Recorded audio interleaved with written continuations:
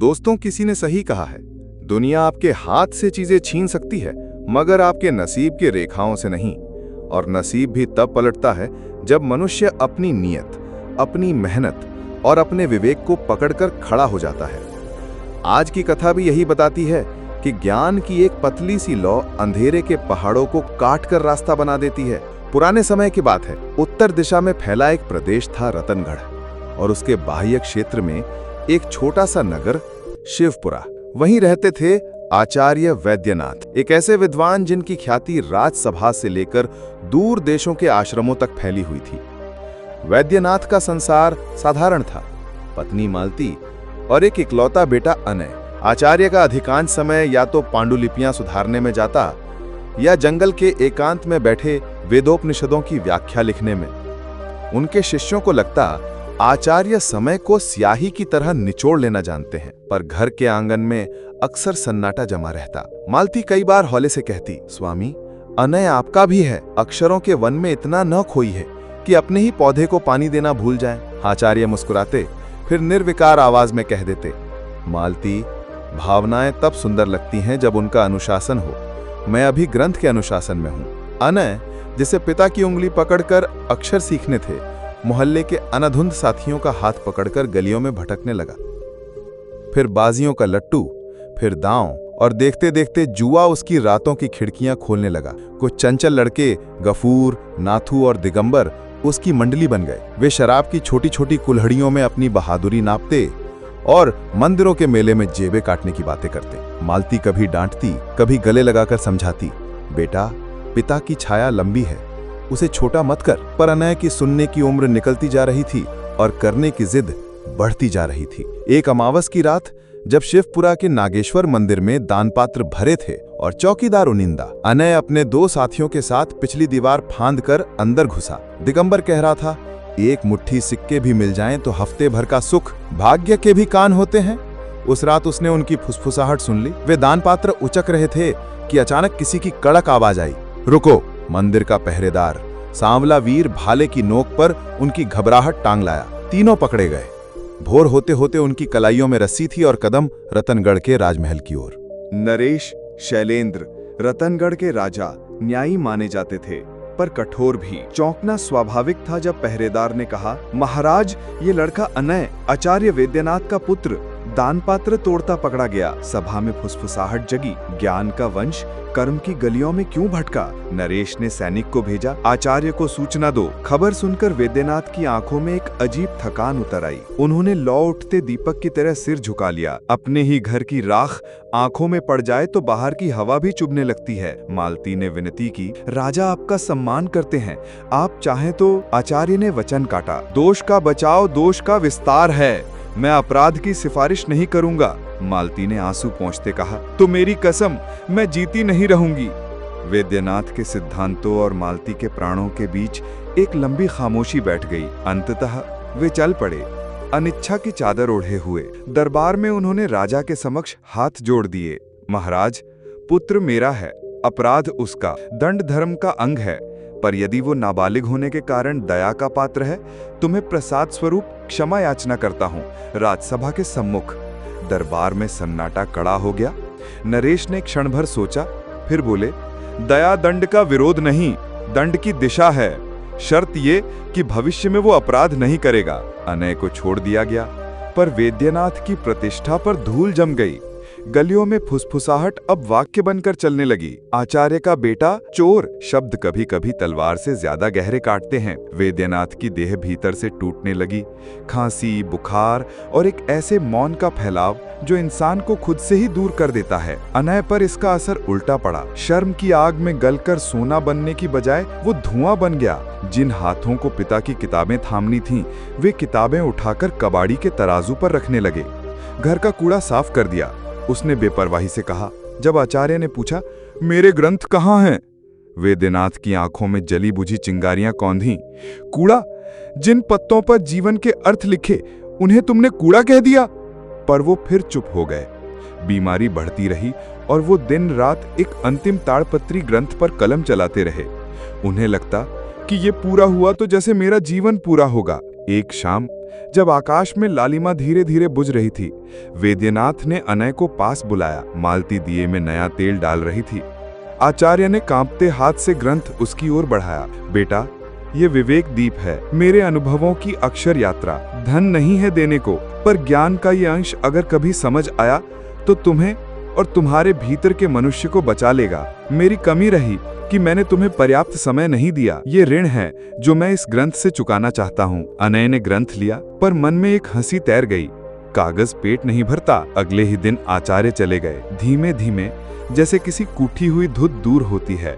अब शिवपुरा का वो घर दीवार की तरह खड़ा था, निर्विकार और ठंडा। मालती ने राज्य की ओर देखा। राजा, जिन्होंने इतने आग्रह किए थे कि वैद्यनाथ दरबार में सलाहकार बने, शायद अब सहायता करें। वे राजमहल पहुंची। नरेश शैलेंद्र ने कड़ा स्वर रखा। मैंने वैद्यनाथ को बार बार बुलाया। उन्होंने कहा, दरबार में जाऊंगा तो चापलूसी करनी पड़ेगी, जो मैं नहीं कर सकता। आज सहायता मांगने आई हो? तुम्हारा पुत्र जवान है, कमाए। शब्द लौटते समय और भारी हो जाते हैं। मालती घर लौटी, थकी हुई, खिन्न, पर बेटे की भूख से ज्यादा उसकी जिद से पीड़ित। दिनों दिन फटे कपड़ों, खाली बटुए और कटखनी नजरों के बीच गुजरते गए। मालती का शरीर सूखता गया और अनय की आंखों में सावन भादों की जगह धूल का मौसम छा गया। जब भूख चुभन बनकर पेट में बोल पड़ी, अनय एक राजकीय बाग की दीवार लांग गया। उसने 2-4 फल तोड़े ही थे कि पहरेदारों ने पकड़ लिया। राजसभा में खड़ा किया गया। फिर चोरी? नरेश की आंखें कड़ी हो गई। यदि तुम वैद्यनाथ के पुत्र न होते तो सूली पर चढ़ा देता। दंड यही है कि रतनगढ़ की सीमा अभी छोड़ो। अनय ने कुछ कहना चाहा। महाराज, भूख पर भूख का दरबार कहीं नहीं होता। उन्हें सीमा तक छोड़ आया गया। जब वो घर लौटा, मालती निर्जीव पड़ी थी। कई दिनों की भूख, चिंता और हताशा ने उसकी सांसें चुरा ली थीं। अनय ने अकेले अंतिम संस्कार किया। आंसू नहीं थे। आंसू की जगह एक बेजान सा खालीपन था। उसने थैले में विवेक दीप रखा और शिवपुरा छोड़ दिया। सामने घना जंगल था, कनक वन, जहां पेड़ों की छतरियां धूप को छन्नी से गुजारती और पक्षियों की आवाजें थकी आत्मा को चीहों कुटने देती। अनय एक वट वृक्ष के नीचे बैठा और ग्रंथ खोला। शायद इसमें कोई रास्ता हो। अक्षर काली चींटियों की तरह पन्नों पर चलते दिखे, पर अर्थ की रोटी फिर भी नहीं बनती। अचानक हवा का तेज झोंका आया। कुछ ताड़पत्र उड़कर दूर जा गिरे। अनय ने दौड़कर पकड़ना चाहा, पर पत्ते हवा के भिखारी न थे। वे रखवाले थे, किसी और के हाथों में अपनी कीमत दिखाने जा रहे थे। थका सा अनय फिर वटवृक्ष के नीचे टिक गया। अगर पढ़ना आता तो शायद जीवन भी समझ आता। उसी जंगल के एक और रतनगढ़ का युवराज अनिरुद्ध शिकार खेलने निकला था। शैलेंद्र को यह शौक पसंद न था, पर दरबार के कुछ सेनापति कहते, राजकुमार को तीर कमानी में प्रवीण होना चाहिए। अनिरुद्ध के सामने से एक ताड़पत्र हवा से झूमता हुआ उसकी कलाई पर आ गिरा। उसने उठाया। अक्षर सुंदर थे, लिपि ओजस्वी, भाषा संस्कृत। नीचे छोटा सा चिन्ह, विवेक दीप, और 2 सूत्र लिखे थे। युवराज संस्कृत में पारंगत ना था, पर उसे लगा यह साधारण नहीं। उसने पत्ता संभाल कर रख लिया। शिकार का पीछा करते करते वह रुद्रेश्वर महादेव के सुनसान प्राचीन मंदिर तक पहुंच गया। कनक वन के मध्य में। वहां कुछ वनवासियों का जमाव था। दीपक, ढोल और एक वृद्ध पुरोहित हरिहर, जो किसी पुरानी परंपरा का अनुष्ठान कर रहे थे। अनिरुद्ध को देखते ही कुछ लोगों ने फुसफुसाकर कहा, देवी को प्रसन्न करने के लिए बलि चाहिए। समय पर युवक आ गया। अनिरुद्ध ने समझा, अब यदि राजकुमार होने का परिचय दिया तो शत्रु देश का नहीं, अपना जंगल ही उसे निगल जाएगा। रस्सियां बांधी गईं। अनिरुद्ध स्तब्ध, पर भय के बीच भी उसकी बुद्धि ने हाथ उठाया। मेरी एक अंतिम इच्छा। भीड़ ठिठक गई। मेरी जेब में एक ताड़पत्र है, इसे कोई पढ़कर अर्थ बताए। शायद देवी को ये श्लोक सुनना प्रिय हो। वृद्ध हरिहर ने पत्र लिया, अक्षरों को छुआ, जैसे किसी के माथे पर हाथ फिराता है। वे गुनगुनाए और फिर बोले, पहला सूत्र कहता है, एक असत्य 100 असत्यों की पगडंडी बनाता है। सत्य की ओर पहला कदम ही मुक्ति का द्वार है। दूसरा, किसी के प्राण लेना सरल है, किसी को जीवन देना कठिन, और धर्म कठिनाई की राह चुनता है। भीड़ में किसी ने लंबी सांस ली। हरिहर ने आगे कहा, देवी जीवन की अधिष्ठात्री है, मृत्यु की नहीं। हमने पीढ़ियों से एक भूल ढोई है, धर्म के नाम पर अधर्म। आज ये पत्र हमारी आंखें खोलने आया है। वनवासियों के मुख से एक साथ आवाज निकली, बलि नहीं। रस्सियां खुली। अनिरुद्ध के भीतर भय का धुआं हट चुका था।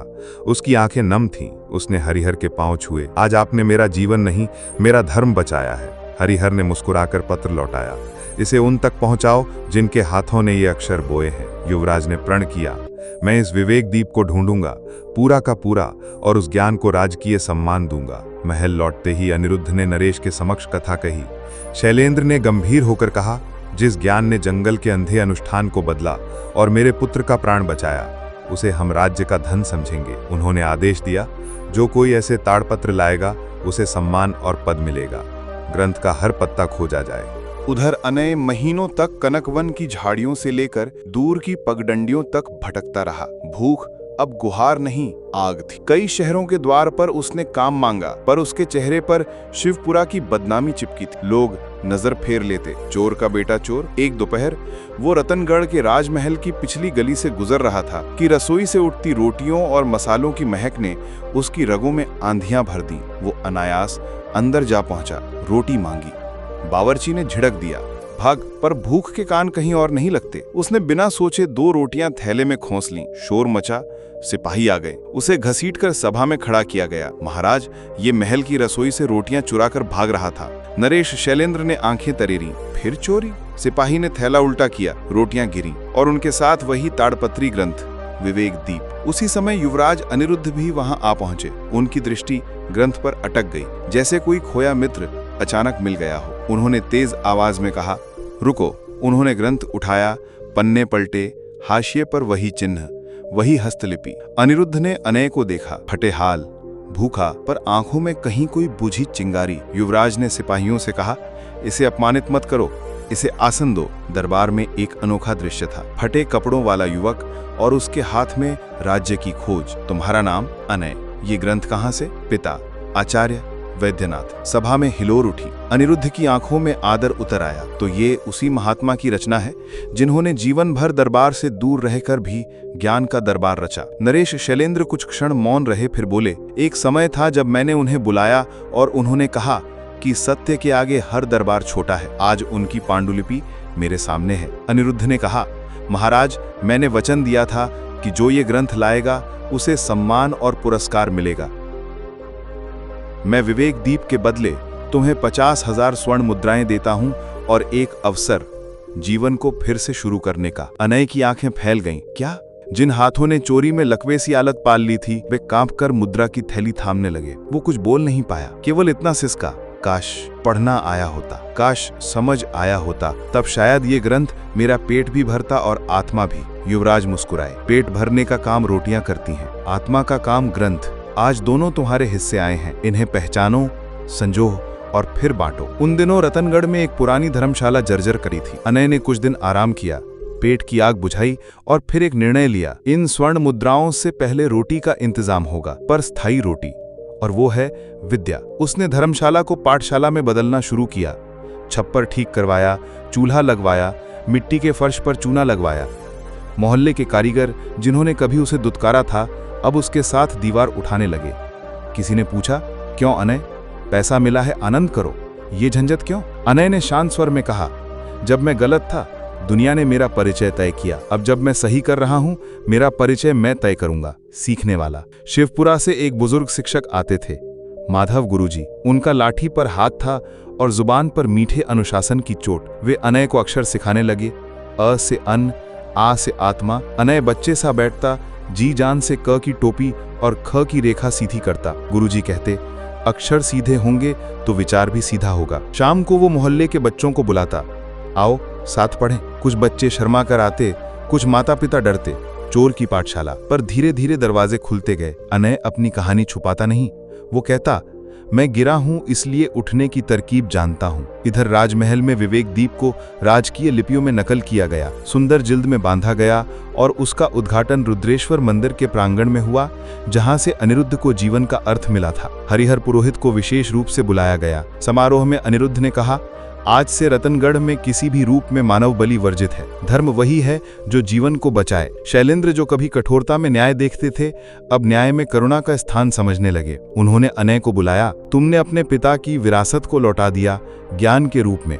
राज्य तुम्हारी पाठशाला का संरक्षण करेगा। धीरे धीरे अनय का जीवन बदलता गया। सुबह वो गुरुजी से पढ़ता, दोपहर बच्चों को पढ़ाता, शाम को रसोई में दलिया बनाता। किसी बच्चे की रोटी और किसी बच्चे की किताब अलग नहीं होनी चाहिए।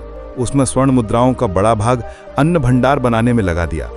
एक छोटी सी बावड़ी के पास वहां नियम था, जो पढ़ेगा उसे भोजन निश्चय, और जो भोजन ले वो अगले दिन कोई एक काम करेगा। किताबें सहेजना, आंगन बुहारना या नन्हों को अक्षर सिखाना। पाठशाला अब समुदाय बन चुकी थी। 1 वर्ष बाद पाठशाला के आंगन में वही बच्चे जो कभी अनय को दुत्कार कर भागते थे, अब कविताएं सुनाते, पहाड़े गुनगुनाते और विवेक दीप के सूत्र अपने शब्दों में लिखते। अनय अक्सर हौले से कहता, पहला सूत्र, असत्य नया असत्य जन्म देता है। सत्य को पहला मौका देना ही बुद्धिमानी है। और फिर ठहरकर दूसरा, प्राण लेना सहज, जीवन संवारना कठिन, कठिनाई का चुनाव ही मानवता है। बच्चे तालियां बजाते। गुरुजी। एक दिन नरेश शैलेंद्र पाठशाला देखने आए। उनके साथ अनिरुद्ध था। शैलेंद्र ने अनय के माथे पर हाथ रखा। मैंने कभी तुम्हारे पिता को दरबार में बुलाया था, उन्होंने मना किया। आज लगता है वो गलत नहीं थे। सच को दरबार की नहीं, समुदाय की जरूरत होती है। आज मैं तुम्हें उसी पद पर बुलाता हूं, पर शर्त मेरी नहीं तुम्हारी होगी। अनय ने विनम्रता से कहा, यदि दरबार में मेरा स्थान केवल सच बोलने के लिए होगा तो हाँ। राजा मुस्कुराए। दरबार में आज यही सबसे बड़ी कमी है। दरबार में अनेक ही शुरुआत एक कठिन मामले से हुई। एक किसान परिवार का विवाद, जहां जमींदार ने ऋण के बदले खेत हड़प लिए थे। अनय ने विवेक दीप की एक पंक्ति उद्धृत की, न्याय वो नहीं जिससे शक्तिशाली सुरक्षित रहे, न्याय वो है जिससे दुर्बल निर्भय हो। उन्होंने पट्टे की जांच करवाई, उसमें छल था। खेत किसान को लौटा। दरबार में हल्की सी हड़कंप भी मची। नया सलाहकार कठोर है। अनय ने शांत स्वर में कहा, कठोर नहीं, स्पष्ट। कठिनाई की राह चुनना धर्म है, यही दूसरा सूत्र कहता है। समय ने धीरे धीरे पुराने चेहरे बदल दिए। गफूर, नाथू, दिगंबर, अनय के पुराने साथी एक एक कर उसके पास आने लगे। गफूर बोला, भाई क्या हमें भी कुछ नया सीखने की जगह है? अनय ने मुस्कुराकर अन्न भंडार की चाबी उनकी हथेली पर रखी। हर चाबी दरवाजा नहीं खोलती, ये विश्वास खोलेगी। किवाड़ तुम खुद बनाओ। वे अब रसोई घर संभालते और शाम को अक्षरों से दोस्ती करते। मालती की याद में अनय ने पाठशाला के आंगन में एक नीम लगाया, मालती वाटिका, जहां हर नन्हा विद्यार्थी अपनी पहली ककड़ी मिट्टी में रोपता। जड़ें लगेंगी तो पत्ते अपने आप आएंगे।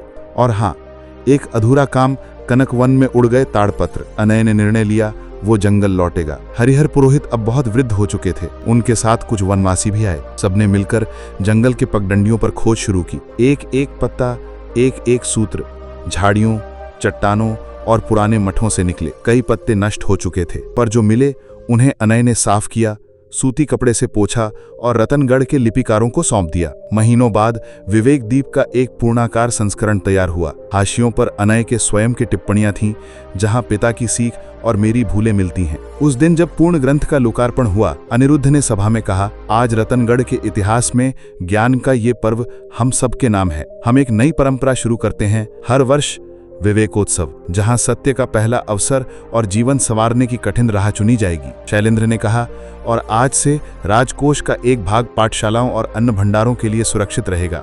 राज्य का पेट तभी भरता है जब उसकी आत्मा पड़ती है। रात को जब समारोह थम गया और दीपक शिथिल पड़ने लगे, अनय मालती वाटिका के पास बैठा था। उसकी हथेली पर ताड़पत्र का एक छोटा सा टुकड़ा था, जिसके कोने पर धुंधला सा अक्षर माँ। शायद मालती का ही कोई संक्षिप्त संकेत, शायद माँ का। उसने आंखें मूंद कर धीरे से कहा, अम्मा, आज मैं अक्षरों के सामने नतमस्तक हूँ। आपने जो भूख झेली, आज वही भूख बच्चों को पढ़ने की भूख में बदल रही है। पिता, आपने जो छोड़ा, मैंने देर से सही समझ लिया। कथा यहाँ समाप्त नहीं, फैलती है। अनय की पाठशाला रतनगढ़ ही नहीं, आसपास के जनपदों में भी आदर्श बनी। वहाँ का नियम सादा था, ज्ञान बांटो, भोजन बांटो और अपने निर्णय में सत्य को पहला मौका दो। जंगल के वनवासी अब बलि नहीं चढ़ाते थे। हरिहर ने अपनी आखिरी सांस तक बच्चों को विधि विधान का सही अर्थ समझाया। देवी जीवन है, जीवन देने वाला कर्म ही पूजा है। शिवपुरा जो कभी फुसफुसाहटों की मंडी था, अब बच्चों के गीतों की चौपाल बन गया।